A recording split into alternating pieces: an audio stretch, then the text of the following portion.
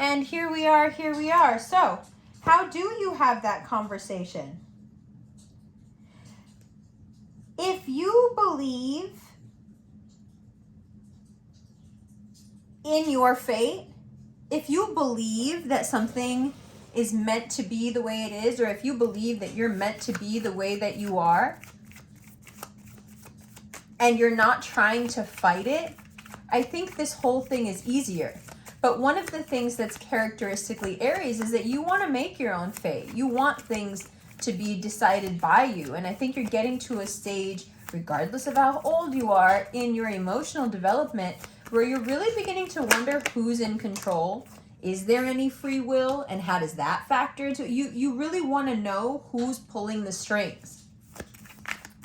And you're having a bit of an existential crisis when it comes to your path and your fate and what happens next in your life. These are big questions that you're asking. I think Camus is the one that said that the only real question in life is whether or not to kill oneself. And thus speaking directly to this idea that mortality really is the only real thing. Everything else is this illusory light show. And you're beginning to ask these big questions about, your fate and your destiny and your legacy and what you leave behind and what the next years of months or weeks of your life look like, and what people have to say about you, because you are thinking in terms of legacy, you are thinking in terms of reputation, you are thinking in terms of a life lived, and what that life, when compiled as a series of events or choices, what it says about you.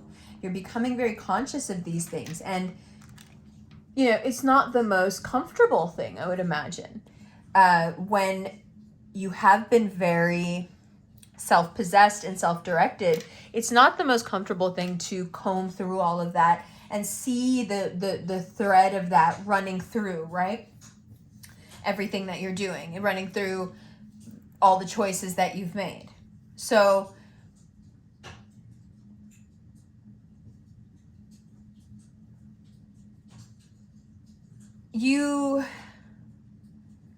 how do I put this? You can't make people respect you. It's too late for all that. You can't make people conflate what you can do for them and the money you can give them with how much they should love you. They don't know how to do that. If you offer this kind of sentiment to your friends and family, you will notice that the backlash will be super harsh, and the backlash will be along the lines of, you're so empty, you don't understand anymore what people need from each other. Now, whether or not that's true, a lot of what you understand about others is burned away in this cardinal fire of self, and you're very aware of that. And to a larger extent, you like it. And that's fine, but it's true. Okay, so when we talk about what is important, what is that wealth, what is that asset that people want from you, Jupiter is going to move into your sign, and it's going to expand this heart and feeling energy, and it's going to surprise even you. You will find that your compassion will grow. You'll find that your love of community will get you more motivated. You'll have more energy to do things within your community, regardless of whether or not you feel a time crunch. There is a sense of finality to the end of the year, but not just it's like the end of this year, but there's something greater going on for you. There's a greater cycle going on for Aries, and you feel the closing of that cycle. You feel not the calamity necessarily, but the change of state that is to come. There are many of you who have already entered into this period of hibernation that you need to be in. You need to be cocooned until Jupiter moves into your sign, because you need to build all the things that you want Jupiter to come in and make you feel good about. Okay? But it's also easy in this time to get really manic while you're waiting for that energy to come in, because it's like right before a fire catches, first it pulls all the air in, and then it lets it out.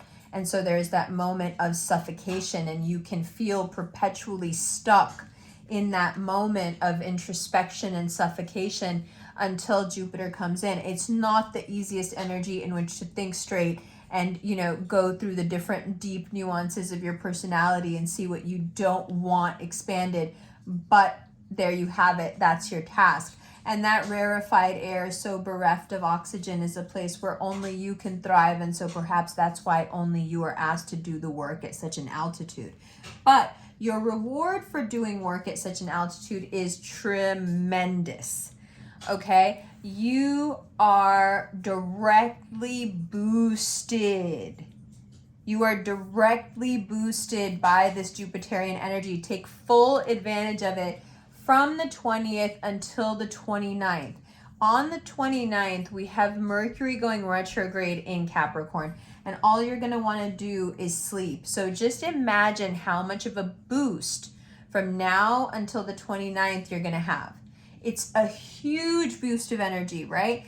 From the 20th until the 29th. So from now until the 20th, you're purging out anything that you don't want Jupiter to touch. From the 20th to the 29th, you're going like gangbusters. You're getting everything done that you want to do. You're feeling good about yourself, having faced these different aspects of you that no longer have this personal, you know, reactive triggering effect on you. No, you're fine with it. You just want it out. You just want to get rid of it. You don't want it to be expanded, right? Jupiter moves into your sign. You are ready to go. You are feeling clean. You are feeling pure. You are feeling organized in your mind and your heart. You have a clear direction. You're ready, ready, ready. Do not get stuck and doubtful once the energy comes in. People never call me when their manifestations aren't working. It's as soon as things start to work that they're on the phone terrified. When things start to go your way, don't choke. Don't choke. Don't panic. Learn to do things exciting in a calm way while breathing deeply. Learn to be able to function in a place of success and good luck. You have to let go of how it used to be, so it can be the way that it should be. Okay? Now, let's do a little intuitive looking into January without the astrology. I love this part. I love this part. Smoke it if you got it. Drink it if you got it. I mean liquids, not alcohol. You know, we're not drinkers over here. All right. Here we go. January 2023. Aries. Look at you. First reading of the year. Congrats, congrats. I like this new setup. I'm just going to do this from now on. I know I'm so annoying with the Gemini shit. Always changing everything. I know. But I got this new setup with this table. And this mount is always just going to be here like this. So this little part of the room is just reserved for you guys now, like this. And man, it's just so wonderful. All right. January 2023. Looking good, looking good. So first up, we have the King of Pentacles, the Moon, Strength, the Hierophant, the Five of Pentacles, okay, and the Eight of Pentacles. Now, if we look first of all, and let's grab this Wheel of Fortune since it obviously loves you so much, and this Seven of Swords, and I'm glad that comes up because that's something I wanted to talk to you guys about anyway. And that's you. Hello. So, it's very obvious to anyone who has a brain, right? That as soon as Jupiter comes into your sign, you're the person they want to be around.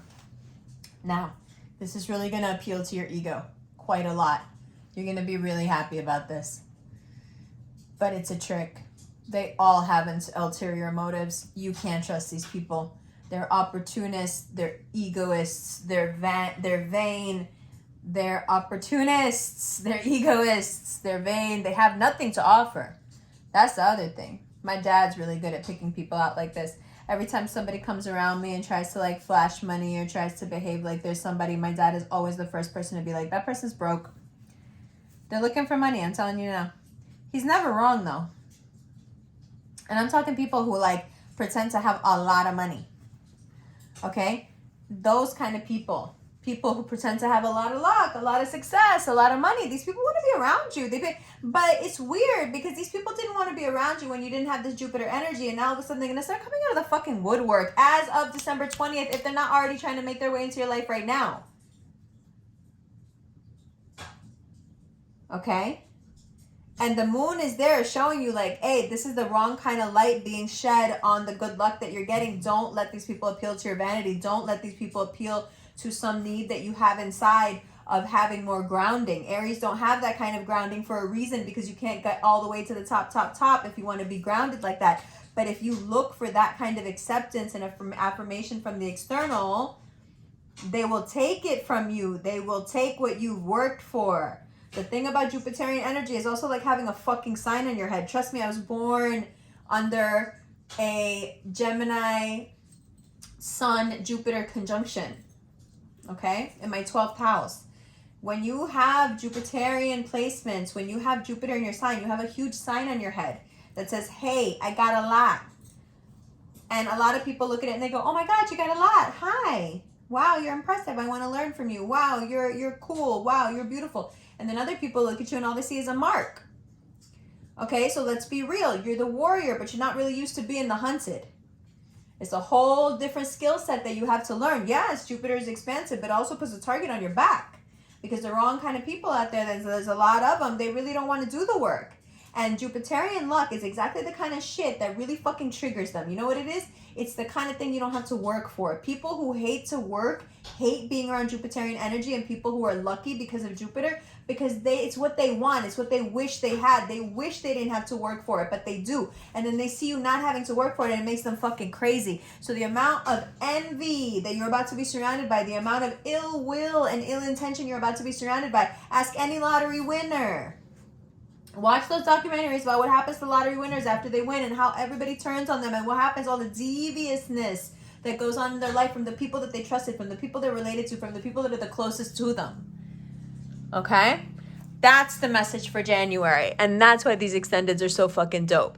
Because that's the most important message after Jupiter moves into your sign. Not how are you going to handle the luck, because listen, luck is luck is luck. Okay? You can handle yourself in most any situation, so no one's really worried about it. But where you always slip up is underneath all this. And listen, you could get mad at me if you want to. You could pause the video. But underneath all this, you still have this need for people to like you. And you've always had this need for people to like you. And now that you have this money and people want to pretend to like you, oh, if you are weak on this one aspect, they're going to eat you up. And they're going to take all your luck from you, and they're not going to leave you any. And if they were in your situation, maybe this will finally open your eyes to what you would need to understand about what's going to happen to you moving into January. If any one of those people was in the position you were in and they were getting what you were getting, they wouldn't give you a cent, let alone talk to you. They wouldn't talk to you, let alone give you a cent. That's what I meant. And yes, you can justify your behavior and say, well, I'm better than them. I don't know, but you're not. Nobody's better than anybody. Don't do things to prove that you have the moral high ground while all you're doing is giving away something that's meant for you. That's not how you spend this energy. And all that's going to do is put blood in the water and attract more sharks. Don't do it. Don't do it. Use your luck for you. When these people try to appeal to your vanity, cut the vanity out of your life. When these people try to appeal to your ego, cut the ego out of your life. When these people try to appeal to your need to feel grounded and to your, the lack of grounding you feel, that lack of weightiness in your center, understand that is your power and not a flaw, and that people who really love you would love that about you and not want to do something different with you. There's only so many ways that people who want to use you can get to you. The only ways they can get to, the only doors that are ever open for being manipulated as a person are the doors that you have left open because there are wounds there that are too big for that door to be closed. And anyone who's good at sniffing out those wounds knows that those doors are open and they can walk right into your head with those doors. That's what you've got to work on from now until January. Yes? Did I mention I love you?